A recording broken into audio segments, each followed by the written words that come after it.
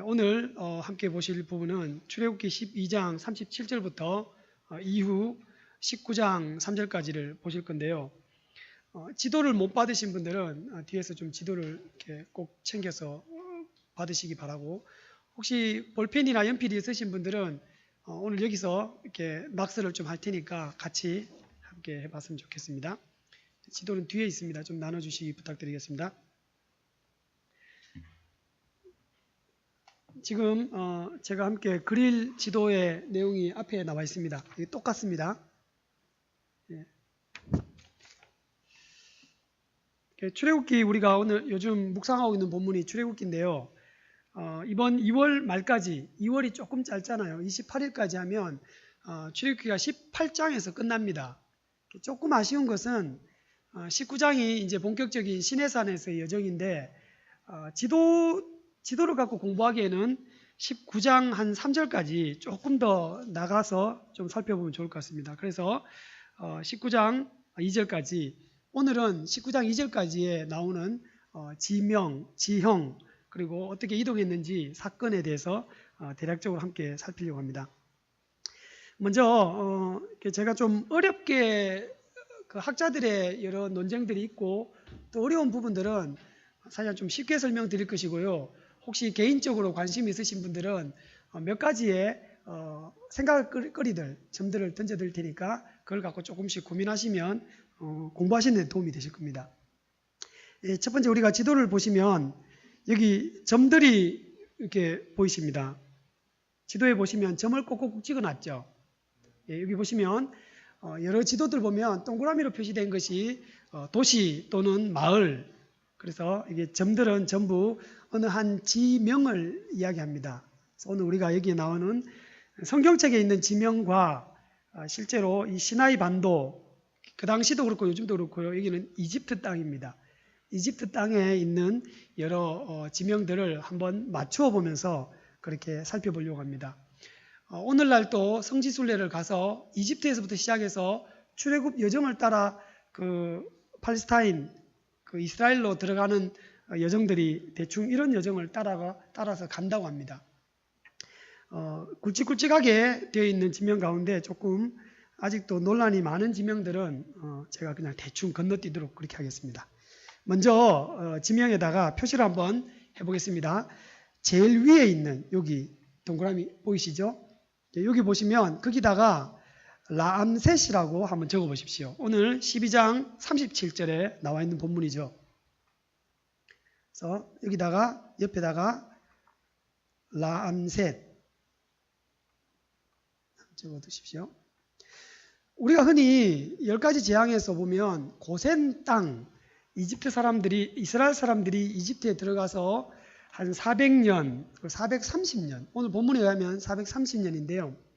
430년 동안 이집트에 머물렀던 이스라엘 사람들이 머물렀던 곳을 고센이라고 보통 많이 얘기하죠. 그래서 고센은 이 람셋을 이렇게 아우르고 있는 이 집 근방에 있는 지방을 보통 고센이라고 보통 합니다. 우리가 베들레헴이라든지 그다음 여러 지명을 얘기할 때 유사한 비슷한 장소를 지칭하는데도 불구하고 지명이 조금씩 다르기도 합니다. 그 이유는 지방을 이야기하고 구체적인 장소를 얘기할 때 차이가 있고요. 또 고대 지명과 현대 성경 안에서 아주 옛날 지명과 또 최근의 지명의 차이가 좀 있기도 합니다.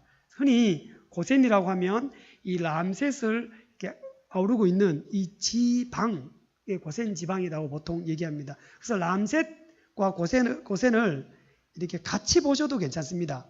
물론 학자들은 이렇게 보진 않습니다. 그러나 저희들은 여기가 고센이다 라고 하셔도 크게 이해하시는 데는 지장이 없고 무방하리라고 봅니다. 그래서 여기 오늘 그 12장 37절에 보시면 거기에 나오는 지역이 람셋이니까 이 지역을 그냥 람셋이라고 적어 두십시오. 이스라엘이 이집트에서 종살이 하다가 출발하게 되는 첫 번째 출발지가 바로 람셋이죠. 그래서 37절에 이스라엘 자손이 람셋을 떠나서 숫곳에 이르렀다, 그렇게 되어 있습니다. 숫곳은 한 이쯤으로 그냥 숫꽃을 잡겠습니다. 제가 이렇게 말씀드린 이유가 지도들이 보면 좋은, 흔히 이제 학문적이기도 하고 조금 양심 있는 지명들은 보면 그 뒤에다가 이렇게 물음표를 붙여놓은 지도들이 있습니다. 이제 이것이 정확한 위치인지 아닌지를 알 수 없다, 그런 뜻입니다. 그래서 제가 대충 이곳이라 합시다라는 말씀은 그런 것들을 다 포함시키고 있고요. 사실은 지금 전통적인 시내산의 위치에 따라서 지금 이제 전통적인 출애굽의 여정이 조금씩 달라질 수 있는데, 저는 뭐 학자들의 견해 중에 일반적으로 이곳 시내산을 이렇게 명시하는 곳을 중심으로 둔 그런 출애굽 여정을 설명드릴 거니까 조금씩의 차이가 나는 부분들은 잠시 후에 제가 조금씩 설명을 드리겠습니다. 오늘 본문 읽으셨던 본문에서 숫꽃까지, 람셋에서 숫꽃까지 옵니다. 여기 보시면 그 12장 32절에 7절에 람셋에서 출발하여서 숫꽃에 이르렀는데 여기에 참여했던 숫자가 나옵니다. 장정들, 여기 유아 외에 보행하는 장정이 60만 명이다. 이 지도에다가도 여러 가지 좀 적으셨으면 좋겠어요. 람셋 옆에다가도 적으셔야 됩니다. 60만 명. 그 창세기 후반부에 보시면 이스라엘이, 그러니까 야곱이 그 가나안 땅에 살다가 가나안 땅 이 브엘세바 근처에 살았습니다. 여기서 이스라엘이 자기의 자손들을 이렇게 요셉이 먼저 가 있었죠. 요셉을 앞세워서 이스라엘 자손들이 이집트에 들어갔을 때 숫자가 몇 명인지 혹시 기억하시는 분 있습니까? 70명이라고 되어 있습니다. 70명.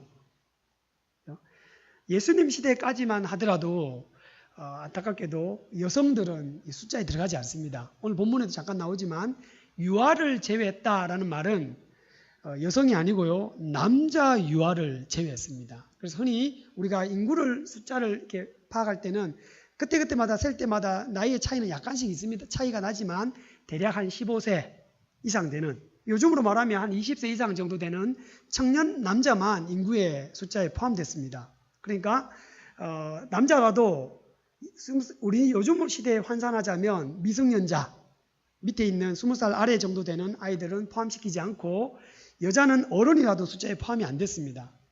그래서 이 60만 명 또 70명 하는 이런 숫자들은 대략 남자 성인들을 기준 잡아서 세는 숫자입니다. 그렇게 보면 60만 명이 실제로 남녀노소를 다 하게 되면 대략 몇 명쯤 될 것 같습니까? 보통 우리가 여기다가 남녀노소 곱하기 4를 보통 하죠. 그럼 6, 4, 24, 약 240만 명입니다. 240만 명이면은 대구 인구보다 조금 더 많은 걸로 그렇게 알고 있습니다. 정확히는 제가 대구가 한 280만 명 정도 되나요? 부산이 320만 명입니까? 350만 명 정도 되는 걸로 알고 있습니다. 그러니까 광역시 인구 정도 됩니다. 적지 않은 숫자, 약 70명에서 약 60만 명이니까 6이나 7이나 비슷하다고 봤을 때 이스라엘이 430년 만에 10,000배의 인구 증가를 가져옵니다. 그러니까 창세기에서 말씀했던 하나님이 하늘의 별, 바다의 모래처럼 많게 해주겠다라는 말씀이 400년 어간 동안 다 이루어지는 거죠. 그래서 이스라엘이 여기서 떠나서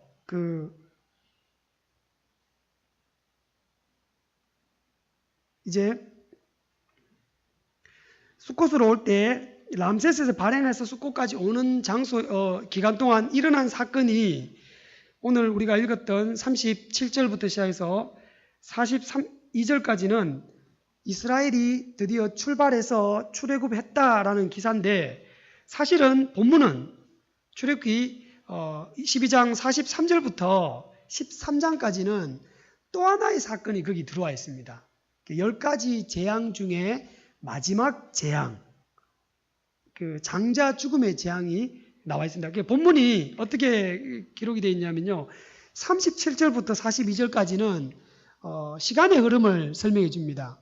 그런 다음에 12장 43절부터 13장 그리고 14장까지 통째로 이것은 다시 시간을 약간 거슬러 가서 고센에서부터 숫곳을 통과해서 이렇게 최종 목적지인 시내산까지 가는 이 긴 여정을 가는 그 사이에 굉장히 중요한 사건 하나를 별도로 추가적으로 설명을 더 많이 하고 있습니다. 그 사건이 바로 이스라엘 편에서는 유월절 사건입니다. 그것을 12장 43절부터 시작해서 13장을 쭉 설명해서 이렇게 설명하고 있습니다. 지금 유월절 사건이 생기면서 이제 람셋에서 발행해서 숫곳까지 오는데요. 우리가 본문을 찾아보겠습니다. 사건은 매주 수요일 날 이제 목사님께서 출애굽기를 작년 창세기를 이어서 출애굽기를 강의해 주고 계시기 때문에 본문에 있는 내용들의 설명은 수요일 날 잘 들으실 수 있습니다. 저는 지명 중심으로 설명드릴 건데요.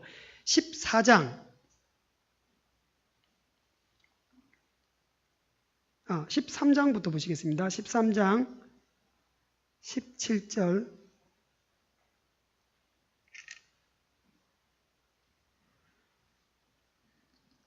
이제 13장 16절까지 장자 죽음 사건과 유월절 사건을 이렇게 계기로 해서 이렇게 탈출하게 되는데 17절에 보시면 바로가 백성을 보낸 후 바로가 이스라엘 자손들을 내어 쫓듯이 본문에 그렇게 기록되어 있습니다. 급하게 내어 쫓듯이 이제 나가라 하고 이렇게 내어 쫓아서 그런 후에 블레셋 사람의 땅의 길은 가까울지라도 하나님이 그들을 그 길로 인도하지 않았다.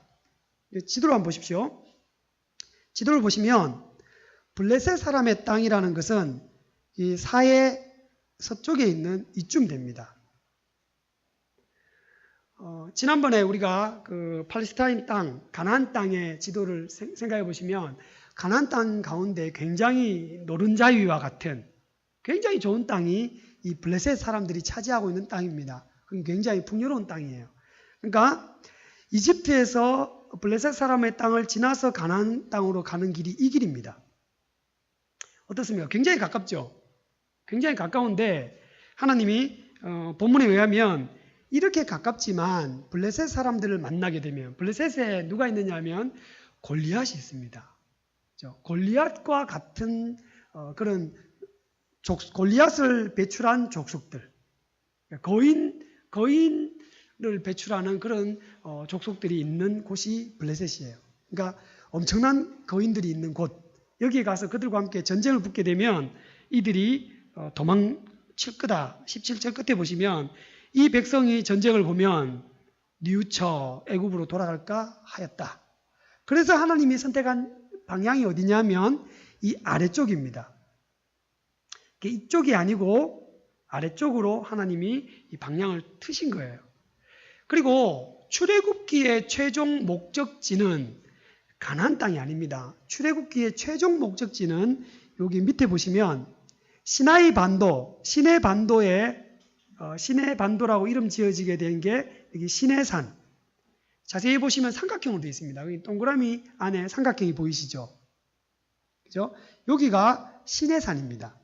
여기 시내산에 오면 출애굽기가 끝납니다.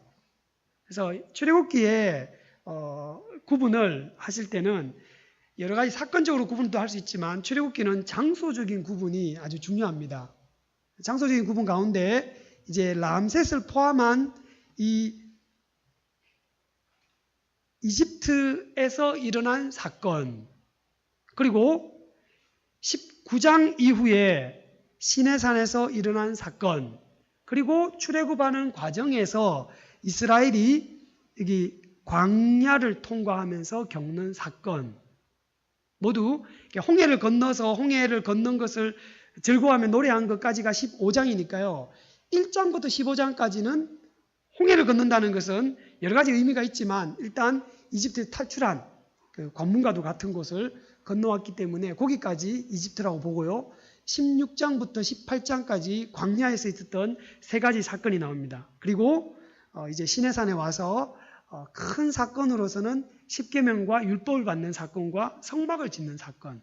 그러니까 출애굽기 안에는 장소적으로는 세 개로 나누어질 수가 있어요. 이집트, 그리고 광야, 그리고 시내산. 이렇게 나눠져 있습니다. 그래서 장소로 보시면 이제 이집트에서 그 탈출해갖고 떠나서 출애굽해서 시내산으로 도착하게 되는 이 여정이 바로 이 아래쪽으로 오는 과정입니다. 이제 상세한 과정들을 다시 한번 살펴보겠습니다. 그래서 오늘 여기 람셋에서 출발해서 도착한 곳이 숫곳인데요. 그 13장 20절에 보시면요. 그들이 숫곳에서 발행하여 광야 끝 에담의 장막을 치니. 그러니까 숫곳은 수르 광야가 있는 곳인데요. 수르 광야에서 지나서 숫곳에서 에담 광야가 한 이쯤 됩니다. 수르 광야, 에담 광야. 에담 광야에 쳤더니 21절에 보시면 여호와께서 그들 앞에서 행하사 낮에는 구름 기둥으로 밤에는 불 기둥으로 그들을 인도하셨다. 그러니까 성경에서 보시면 하나님이 이스라엘의 광야 생활 40년 동안 언제부터 하나님께서 불 기둥과 구름 기둥으로 이렇게 함께 인도해 가셨는지 앞서 가셨는지 기록이 어디서 나오냐면 이 에담 광야에서부터 시작합니다. 여기서 불 기둥과 구름 기둥과 불기둥 이 하나님께서 함께 하십니다. 구름 기둥과 불기둥을 우리 흔히 상상하실 때 많은 사람들이 이런 상상력을 좀 동원해 보면 구름 기둥은 보면 정말 구름이 자욱하게 끼어 있죠. 불기둥이라 하면 그냥 불붙은 불덩어리를 생각하시면 조금 이렇게 곤란할 것 같아요. 오히려 불기둥이 많은 사람들이 상상하기는 빽빽한 구름은 전통적으로 구약에서 하나님의 현현, 하나님의 신현, 하나님의 그 임하심을 상징하잖아요. 그러니까 빽빽한 구름 안에 불, 어떤 뜨거운 불이라기보다는 밝은 불, 뭐 이런 어떤 불빛이 있는 구름, 빽빽한 구름 가운데 낮에는 구름, 밤에는 어떤 불이 있어서 이렇게 밝게 보여지는 그런 모습으로 많이 상상들 합니다. 그래서 하나님께서 이제 에담 광야에서부터 시작해서 물론 그 전에도 하나님께서 인도해 내셨을 가능성이 있는데 기사가 등장하는 부분이 여기에 등장합니다. 그렇게 해서 하나님이 이스라엘을 본격적으로 원래 예정은 40년이 아니지만 결과론적으로는 이제 40년 동안 하나님께서 인도해 가시는 여정이 이렇게 시작됩니다. 숫곳 이 수르 광야에서 있었던 사건이 있습니다. 조금 더 앞으로 건너가 보겠습니다.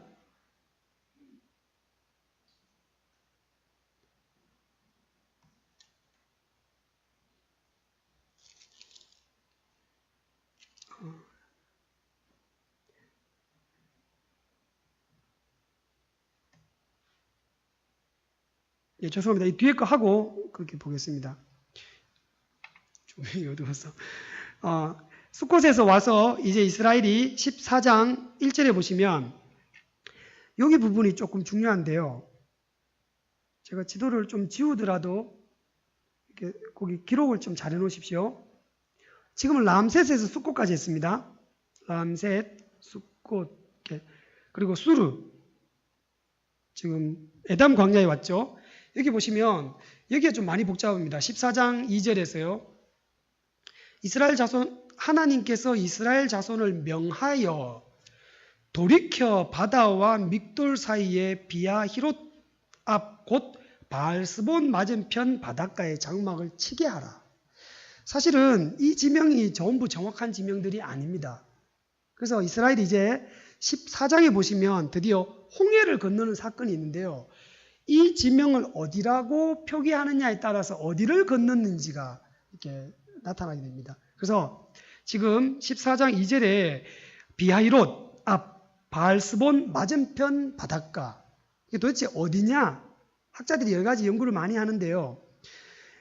흔히들 우리가 출애굽 여정을 이야기할 때 크게 제가 나중에 다 끝나고 난 뒤에 그 학자들이 이렇게 표기해 놓은 지도를 다시 한번 보여드리겠습니다. 크게 이 그 홍해를 건너는 루트를, 이렇게 과정을 이렇게 세 가지로 보통 봅니다. 하나는 굉장히 좀 생소하고 낯설 수 있는데요. 지중해 쪽으로 이렇게 건넙니다. 이렇게 위로. 이 부분은 뭐 많이 이렇게 알려지진 않았지만 이렇게 건너는 게 있고요. 또 하나는 전통적으로 홍해라고 얘기하는데요. 홍해는 여기가 홍해입니다. 홍해가 둘 다 양쪽이 다 홍해입니다. 이렇게 홍해라고 해서 이쪽을 건너는 그것을 홍해를 건넜다라고 얘기하고 사실상 같은 견해로서 지금 오늘 14장 2절에 나와 있는 비하히롯 위치가 어디냐에 따라서 사실은 여기 보시면 좀 큰 호수가 하나 있는데요. 이 호수를 건너는 것까지를 같은 견해로 보고 있습니다. 그러니까 홍해라는 즉 바다를 건넜다라고 할 때 이 두 개는 같은 견해고요. 마지막 세 번째 견해는 무엇이냐면 그냥 땅을 건너는 겁니다. 이해하시겠죠? 그래서 우리가 지금 지중해를 건너게 되는 첫 번째 이론과 학설과 이제 홍해라는 이 전통적인 이 지금도 홍해라고 부르고 있는 이 홍해를 건너는 것과 혹은 아주 큰 호수, 비터 호수라는 게 있습니다. 여기 비터 호수가 있는데 여기에 건너는 것을 두 번째 견해로 보고 있고요. 그거와 관계없이 땅을 건너는 것을 세 번째 견해로 보고 있습니다. 첫 번째 견해에 대해서는 이제 뭐 그냥 생략하도록 하겠습니다. 문제는 이제 2번이냐 3번이냐의 견해인데요. 사실은 이런 논란이 가능한 이유가 뭐냐면요. 이 지역에 갈대가 아주 많습니다. 갈대가 아주 많은데요. 홍해라는 이름은 히브리어에서 갈대 바다라는 이름을 이렇게 의미가 같이 포함되어 있습니다. 번역하면 갈대 바다로 번역이 가능합니다. 그래서 자유주의 신학을 하는 분들이 이쪽을 많이 채택하는 이유가 이제 바다를 건너는 것에 대한 그 이적이 행해지는 부분에 대해 거부감이 있기 때문에 그렇기도 하고 이게 단어가 주는 의미도 있기 때문에 그렇고요. 충분히 그럴 수도 있습니다. 그러나 이제 오늘 본문에 설명드리는 이 홍해를 이 호수든지 비터호라는 호수를 건너든지 아니면 아래쪽에 있는 홍해를 건너든지 간에 어쨌든 큰 호수든지 바다를 건너는 이 부분이 실제로 신학적으로 굉장히 중요한 의미가 있어서 이거를 잠시 후에 설명을 드리겠습니다. 지금 여기 비터 호수를 건너는 이 장면들은 실제로 이 호수의 길이가 어느 정도 되느냐면요. 여기가 약 4km 정도 됩니다. 그러니까 호수의 길이로 세로의 길이가 4km 정도고요. 비스듬하게 건너는 것이 1.5km에서 2km 정도를 건너야 됩니다. 그러니까 호수가 굉장히 크죠. 우리가 이거 사해바다, 여기 사해바다고 위에 보시면 여기가 갈릴리 바다입니다. 예수님 시대까지만 하더라도 갈릴리 호수를 바다로 불렀었습니다. 지금 그 시내 반도와 이집트 사이에 그 전 세계적으로 유명한 운하가 두 개 있죠. 대륙을 이렇게 나누는 운하인데요. 수에즈 운하라는 아주 유명한 운하가 여기를 통과합니다. 이렇게요. 예전에 지금의 이집트 땅이죠. 그래서 이집트에서 성지순례를 통해서 가나안 출애굽 여정을 가는 분들이 이쪽을 지나가는 걸로 그렇게 알고 있습니다. 수에즈 운하가 이렇게 놓이는 이유가 뭐냐면 나중에 위성 사진을 쭉 띄워보시면 이렇게 큰 호수만 있는 것이 아니고 이 주변의 호수들이 굉장히 많습니다. 그리고 여기에 늪지들이 아주 많아요. 갈대들이 무성한 늪지들이 많아서 실제로 이 지역들을 운하 공사를 해서 이렇게 이을 수 있기 때문에 여기에 수에즈 운하가 뚫리게 됩니다. 위성 사진을 보니까요, 이 호수 안에 우리 지금 부산 앞바다에 보시면 뭐 15,000 TU 컨테이너 15,000개 싣고 12,000개 싣고 뭐 8,000개, 10,000개 싣는 엄청나게 큰 배들이 위성 사진을 보시면 정말 개미만하게 조그만하게 보여요. 그래서 이걸 건너가는 부분이나 여기를 건너가는 것이나 사실상 큰 차이가 없다는 것입니다. 이 호수를 건넜다고 해서 가볍게 건넌 것이 아니고요. 정말 양쪽으로 물벽이 세워져야만 지나갈 수 있을 만큼의 대단한 위치가 됩니다. 밑에 홍해도 마찬가지겠죠.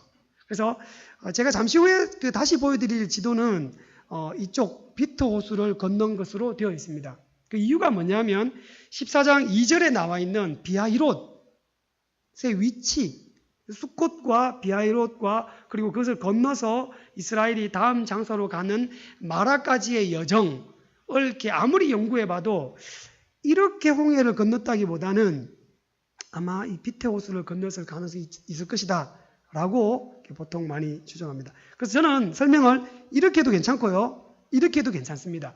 둘 다 바다를 건넌다라는 것의 의미가 상당히 큽니다. 그래서 그것은 기왕 말씀이 나왔기 때문에 설명을 드리자면, 이스라엘을 하나님께서 충분히 마른 땅으로 건너가게 하실 수 있겠죠. 저는 하나님의 능력을 의심하기 이전에 하나님이 충분히 이스라엘을 마른 땅으로 건너가게 하실 수 있습니다. 그죠?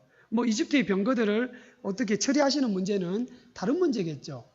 바다 속이니까 수장시키고 마른 땅으로 건너가게 하시면 하나님이 여러 번 그러신 적이 있잖아요. 땅을 갈라서 이집트의 병사들을 땅 속에 매장시킬 수도 있을 겁니다. 이스라엘을 왜 하나님은 땅으로 건너지 않고 홍해, 바다를 건너게 하셨냐라고 할 때는 하나님의 이적에 대한 부분을 언급하기보다 이미 이렇게 건너게 하시는 하나님의 의도를 성경 속에서 잘 설명해 둔 게 있습니다.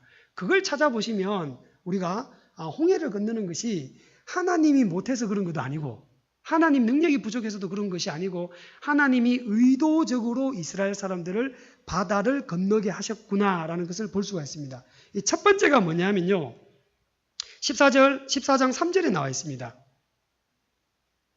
왜 하나님이 이스라엘 사람들을 바다를 통해서 홍해를 건너가게 하셨는가라는 거예요. 14장 3절에 보시면 이들이 바닷가 맞은편에 장막을 치죠. 그러니까 쉽게 말해서 이쯤에 장막을 쳤든지 이쯤에 장막을 쳤습니다. 바다를 마주보고 있습니다. 앞에 있습니다. 뒤에는 이집트 땅입니다. 그때 3절에 바로가 이스라엘 자손에 대하여 말하기를 그들이 그 땅에서 아득하여 광야에 갇힌 바 되었다 라고 누가 얘기하죠? 본문을 자세히 보시면 여호와께서 모세에게 하시는 말씀입니다. 그러니까 하나님이 바로왕이 착각을 하게 할 것인데, 어떤 착각을 일으켰냐면, 여기 보시면 돌이켜라는 말씀이 14장 2절에 나와 있어요. 돌이켜라는 말씀은 실컷 잘 내려가고 있는데, 그죠? 실컷 잘 내려가고 있는데, 혹은 위로 가든지 밑으로 오든지 잘 가고 있는데 일부러 길을 틀어서 돌이켜 바다 앞으로 데려가신 거예요. 일부러. 그러니까 길을 잘 인도해 가시다가 돌이켜 바다 앞에 진치게 합니다. 그렇게 해놓고 바로가 착각을 일으키는 거예요. 쟤네들이 광야에 갇혔다. 앞에는 바다고 뒤에는 이집트 군대가 쫓아오면 이제 사면초가 아닙니까? 더 이상 빠져나갈 수 없는, 바둑용어로 얘기하면 외통수 됩니까? 일본말 써서 죄송합니다. 아다리 이렇게, 그죠? 딱 갇힌 겁니다. 그럼 바로가 옳거니 하고 쫓아오는 거예요. 그러면서 4절에 내가 바로의 마음을 강팍하게 한 즉 그들이 군대를 내려보냅니다. 그리고 난 뒤에 4절 보시면요, 내가 그와 그 온 군대를 인하여 영광을 얻어 애굽 사람으로 나를 여호와인 줄을 알게 하리라. 하나님이 애굽 사람에게 애굽 사람을 처리하는 걸 통해서 하나님이 누군지를 알게 할 것이다 라는 겁니다. 그래서 6절에 보시면요, 바로가 병거를 갖추고 쫓아옵니다. 7절에 병거 600승. 오늘날로 말하면 병거는, 오늘날로 말하면 전차입니다. 탱크 600대가 진격해 오고 있습니다. 얼마 전에 그 엑소더스 신과의 전쟁입니까? 제목을 정확히 모르겠네요. 그 한번 영화 나온 적 있잖아요. 토요일 날 영화를 이렇게 대충 설명해 주는데 보니까 거기에 보니까 정말 하나님을 어린 아이로 이렇게 묘사하기도 하고 뭐 이렇게 쭉 나오는데요. 보니까 그 한 병거 한 1000대를 이렇게 묘사해 놨더라고요. 어떤 의도인지 정확히 모르겠지만 본문에 보면 600승이나 되는 전차가 밀고 내려옵니다. 그리고는 9절에 보시면 애굽 사람들과 바로의 말들, 병거들과 그 마병과 그 군대, 그 중세시대의 그 십자군 원정에 나서는 중세의 그 기사들, 유럽의 기사들, 중세의 십자군 원정이 900년 말부터 시작해서 1000년 AD입니다. 그러니까 11세기 경에 십자군 원정이 시작되는데요. 그들이 갖추었던 그 중세 기사들이 한 사람이 중무장을 하게 있으면 초창기에 이 무슬림 군대들하고 전쟁했을 때 이겼던 이유가 뭐냐면 화살이나 칼이 들어갈 데가 없는 거, 완전히 쇳덩어리로 무장했어요. 그러니까 이 무장을 혼자서 못합니다. 그래서 이 기사 한 명이 중무장을 하고 중무장을 한 말에 탔을 때 이 말과 기사를 보필하는 나머지의 그 부수적인 군대가 약 10명에서 20명 정도가 구성이 되는 거예요.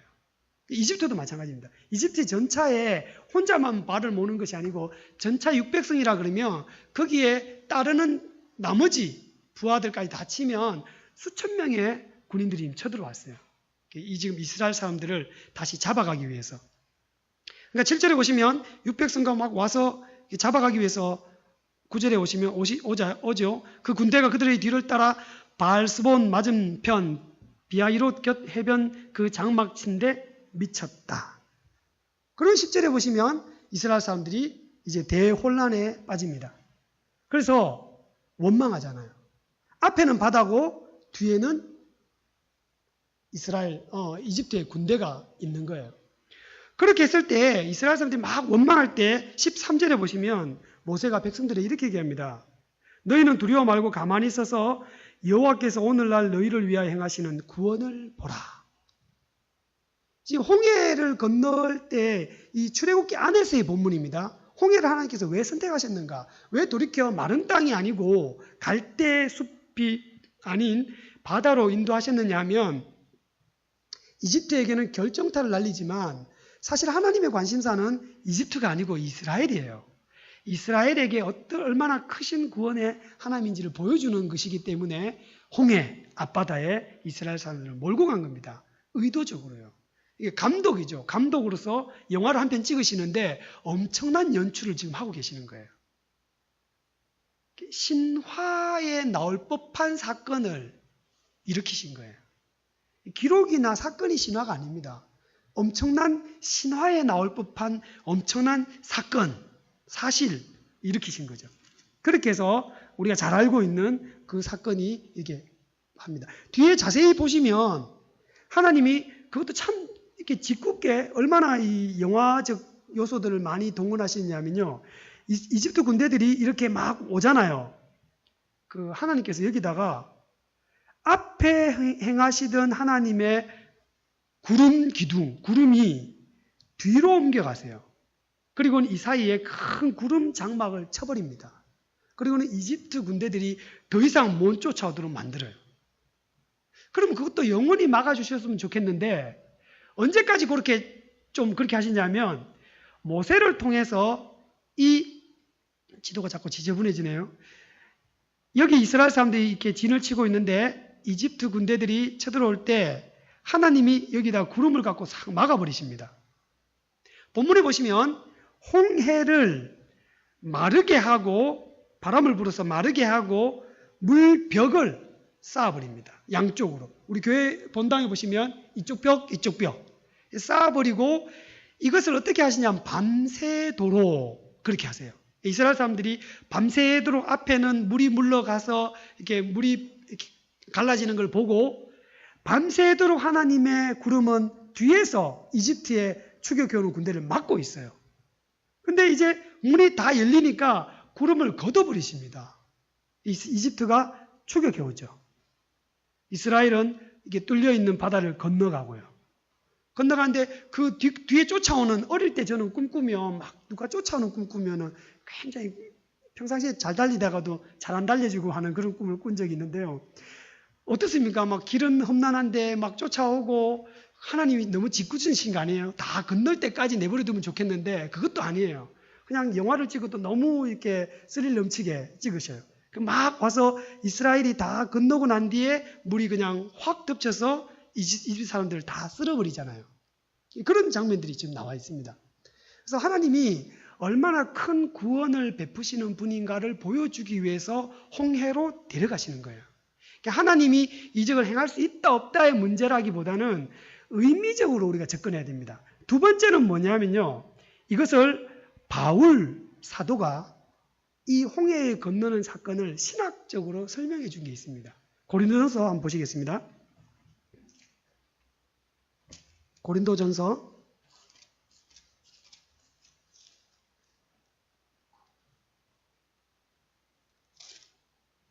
10장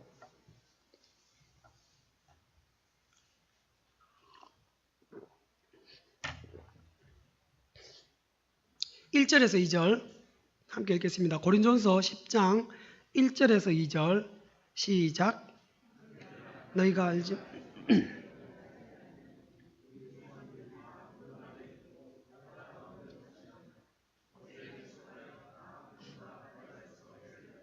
네. 2절에 보시면요.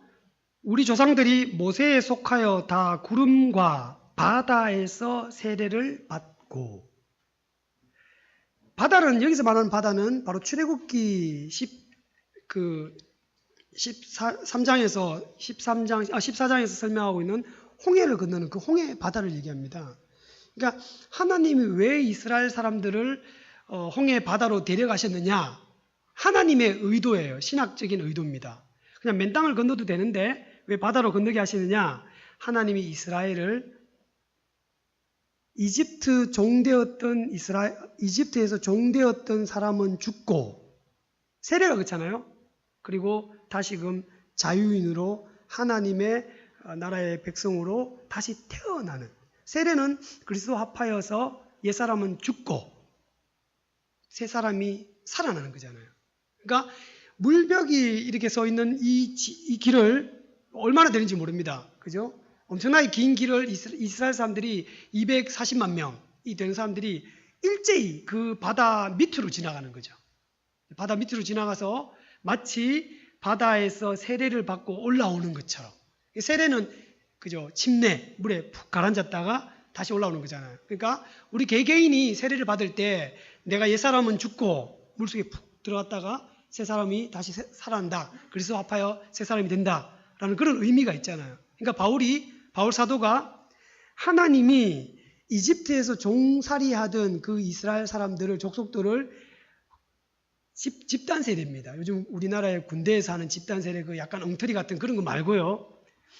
그런 행동 자체를 전부 제가 폄하하는 건 아닙니다. 한 사람 한 사람의 개인의 신앙을 다 점검하지 못하는 그런 어려움이 있잖아요. 근데 여기서는 어떻게 합니까? 240만 명을 통째로 홍해에서 다 옛사람은 죽이시고 다시 살려내어서 가나안 땅에서 새로운 사람, 하나님의 나라의 백성을 이루기 위한 그 장치로 마른 땅이 아니고 홍해 바다를 선택하신 겁니다. 이것이 그런 의도를 갖고 하나님이 홍해를 건너가게 하시는 거예요. 그렇기 때문에 우리가 자유주의 신학자들이 하나님의 이적이 가능한가 아닌가라는 어떤 과학적인 이론을 앞세우기보다는 성경은 다분히 신학적이고 의미적인 부분이 훨씬 더 강합니다. 그래서 물론 호수냐 바다였냐의 문제는 그렇게 크게 심각한 문제는 아니니까 어느 쪽이든지 괜찮습니다. 그렇게 해서 이제 하나님이 지금 여러 지명들이 헷갈리지만 람셋에서 출발해서 숫곳에서 에담 광야로 왔다가 홍해를 이렇게 건너오는 이런 장면까지가 14장까지 이렇게 표현이 되어 있습니다. 그리고 15장에 와서 하나님의 그 크신 구원을 노래하죠. 15장 11절에 보십시오. 여호와 신중에 주와 같은 자 누구입니까? 이게 하나님이 홍해에 이스라엘을 데려왔을 때 하나님이, 모세가 이렇게 표현하잖아요. 하나님이 우리를 구원하시는데 하나님과 같은 신이 없는 줄을 알게 하기 위해서 홍해를 건너게 할 것이다. 그랬더니 미디암과 또 그의 소고치고 노래하는 그 사람들이 전부 노래할 때 그 가사 가운데 11절에 여호와여 신중에 주와 같은 자가 누구입니까? 10가지 재앙을 모두 마치고 10가지 재앙에서도 하나님과 같은 신이 없는 줄을, 내가 여호와인 줄 알게 해주겠다 해놓고는 마지막으로 보너스 10+1처럼 이렇게 해서 홍해를 건너가시는 사건을 펼칩니다. 이제 좀 속도를 조금만 빨리 하겠습니다. 람셋에서 이스라엘이 출애굽하게 될 때에 한 가지 특별한 사건이 있다고 그랬는데 그 사건이 뭐냐면 아까 말씀드린 것처럼 유월절 사건입니다. 유월절 사건은요, 이스라엘이 이집트에서 우리가 흔히 유월절이라고 얘기할 때 유월절 어린 양 대신 예수 그리스도의 구속의 피, 대속의 피를 우리가 많이 이해하는데 그것도 아주 훌륭하지만 거기에 우리가 한 가지 매우 중요한 사실 하나가 더 첨가가 되어야 됩니다. 우리 얼마 전에 우리나라 그 음력설을 우리가 지냈죠. 음력 1월 1일이 설날이지 않습니까? 이스라엘의 설날과 같은 절기가 있습니다. 이스라엘 3대 절기가 있는데요. 여러 절기가 있지만 이스라엘의 설날과 같은 의미를 가진 절기가 유월절입니다. 유월절은 날짜로 1월 14일이에요. 그런데 하나님께서 12장, 13장에 보시면 유월절을 지정하기 전에 하나님이 어느 날, 이집트에 살고 있는 어느 날 하나님이 모세를 통해서 이스라엘 사람들에게 어떻게 얘기하냐면 오늘을 1년 1월 1일이라고 하라. 이것이 너희의 새해다. 그죠? 흔히 역사적으로 보시면 1년 1월 1일은 건국일이에요. 그죠? 국호가 새로 생겼을 때 건국일이 됩니다. 유월절의 사건, 장자재앙의 이집트 편에서의 장자재앙의 사건은 이스라엘 편에서 유월절 사건은 어떤 근원을 갖고 있느냐 하면요. 하나님이 다른 날보다 다른 10가지 재앙 가운데 다른 재앙보다는 이 재앙은 특별히 날짜를 명시합니다. 오늘을 1월 1일이라 하라. 이것이 너희에게 새로운 날이다. 그러니까 이집트 땅에 살고 있지만 이스라엘이 건국한 거예요. 아직도 이집트의 종으로 있지만 이스라엘이 새로운 나라가 된 겁니다. 그렇게 하고는 1월 10일 날 양을 준비시키고요. 1월 14일 날 양을 잡습니다. 문설주에 피를 뿌리고 무교병과 여러 가지 음식들을 준비한 상태에서 1월 14일이 유월절이 되는 거예요. 그리고 그날 저녁에 이스라엘이 이집트에서 빠져나오는 것입니다. 그래서 유월절 사건은 1월 14일이라는 날짜만 중요한 것이 아니고 특별히 왜 1월 14일이냐 하면 1월 1일부터 시작해야 돼요. 그러니까 유월절 사건은 이스라엘에게 있어서는 새해와 같은 그런 사건과 연결된다. 새로운 시대가 시작되었다라는 게 유월절 사건이에요. 그래서 이 1월 14일 날 빠져나온 사람이 여기 도착하면 시내산까지 도착한 게 언제냐면 3개월이 걸립니다. 3개월. 여기에 2월 15일 날 도착한 다음에 그들이 도착한 곳이 어디냐면 마라에 도착합니다. 여기 지금 복잡한 지명들은 제가 생략하겠습니다. 어디서 어떻게 갔느냐는 학자들마다 견해가 많이 다르기 때문에 마라. 아시죠? 마라에서 있었던 사건들. 우리가 다 이렇게 계속 이제 큐티를 다음 주 계속 해가는 본문입니다. 지금까지 홍해를 건너고 미디안의 노래라든지 여러 가지 그 노래는 오늘까지 끝나잖아요. 그럼 이제부터 마라를 지나가고 나면 엘림에 도착하고요. 엘림에는 큰 오아시스가 있는 곳이잖아요. 그리고는 이들이 다음 도착한 곳은 신광야입니다. 신광야는 이게 거기도 지방이기 때문에 큰 지명이기 때문에 신광야. 신광야는 신의 광야와 같은 그 지역에 있습니다. 신광야에 왔을 때 하나님이 여기서 그 만나와 메추라기를 먹이신 사건들이 쭉 펼쳐지죠. 펼쳐지죠. 그리고는 여기 시내산 바로 밑에 르비딤이라는 곳에 이릅니다. 그러니까 여기는 그냥 넓은 지명으로 하겠습니다. 신광야. 마라, 엘림, 신광야, 그리고 르비딤. 마지막 종착지가 시내산. 호렙산이라고도 하는 시내산에 도착합니다. 마라에서는 하나님이 못 먹는 물, 쓴 물, 맛이 쓰다기보다는 썩은 물에 가깝습니다. 썩은 물, 못 먹는 물을 하나님께서 생수로 바꿔주시죠. 쓴 물을 생수로. 그리고 이 엘림은 하나님 풍성한 물을 주시는 거고요. 그 다음 신광야에서 만나와 메추라기를 제공하시죠. 그리고는 르비딤에 와서는 물 때문에 발생한 사건 때문에 르비딤의 지명이 무리바, 하나님과 다투었다라는 이름으로 바뀌었지만 여기서 중요한 사건은 물 사건이 아니고요. 아말렉과의 전투에서 하나님이 승리하게 해주신 사건입니다. 하나님이 우리의 깃발 되신다라는 그런 사건이 아말렉과의 전쟁. 이스라엘이 불평하고 하지만 하나님께서 물 때문에, 음식 때문에, 전쟁 때문에 불평하지만 하나님께서 혼내시는 대신에 다 채워주시는 사건이 출애굽기에 나옵니다. 우리 성경 퀴즈 대회 할 때 보통 민수기의 사건, 신명기 민수기에 있는 사건과 출애굽기 사건들이 막 헷갈리잖아요. 그죠? 성경 퀴즈 같은 거 하면. 이스라엘이 불평했음에도 불구하고 하나님이 벌 주지 않으셨으면 다 출애굽기입니다. 독특한 특징이 있습니다. 아까 장소적으로는 이집트와 광야와 시내산이 있다고 말씀드렸죠. 특별히 광야에서 있었던 세 가지 사건은 하나님이 이스라엘을 책임지시고 먹여도 주시고 전쟁에서 보호도 해주실 것이고 하나님이 썩은 물을 바꿔주신 치료하시는 하나님, 여호와는 우리의 깃발이시다.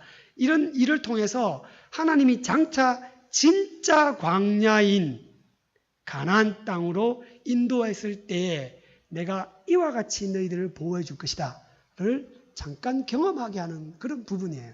그래서 출애굽기 안에서는 하나님께 막 떼쓰고 이러는데도 이상하게 하나님이 혼내기보다는 자꾸 채워주시는 부분들이 많이 있습니다. 그런 의도가 있어요. 그래서 출애굽기 하나님을 막 붙들고 막 짜증내고 이러시면 곤란합니다. 이스라엘에게 하나님 어떤 분인지를 잘 보여주는 사건들입니다. 그래서 우리가 18장까지 이번 달 큐티가 끝나지만 19장에 시내산에 도착하는데요. 19장 이 부분만 찾고 마치겠습니다. 19장 1절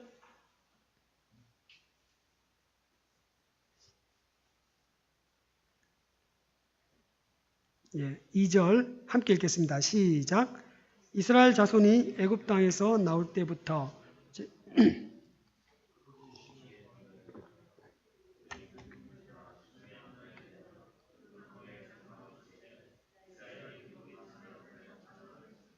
아멘. 19장 1절에 보시면 제3월에 그때 시내 광야에 이르고 그 산 앞에 장막을 치죠. 그리고는 드디어 최종 목적지인 시내산, 출애굽기에서의 최종 목적지인 시내산에 도착합니다. 그래서 장소적으로는 19장부터 40장까지가 시내산에서 있는 사건으로 구성이 되어 있습니다. 아까 점심 식사 후에 어떤 집사님하고 말씀 나누다가 지도 공부를 했더니 성경 본문을 읽으면서 약간씩 입체적으로 보이기 시작한다는 게 제게는 큰 위로와 격려가 되었습니다. 이게 좀 우리 이런 공부들이 우리나라 지도도 잘 익숙하지 않지만 성경의 지도는 자주 보시고 틈이 나는 대로 계속 보시다 보면 성경이 입체적으로 보이시면 훨씬 더 본문이 말하고자 하는 내용들을 잘 들을 수 있는 그런 계기가 될 것 같습니다. 그래서 제가 나눠드리는 이런 지도나 얼마 전에 구입하셨던 플라스틱 지도 그것 좀 잘 갖고 계시면서 이런 지명이 나올 때마다 한 번씩 잘 보시면서 좀 더디더라도 천천히 한번 살펴보시면 많은 유익이 있으시라고 생각됩니다.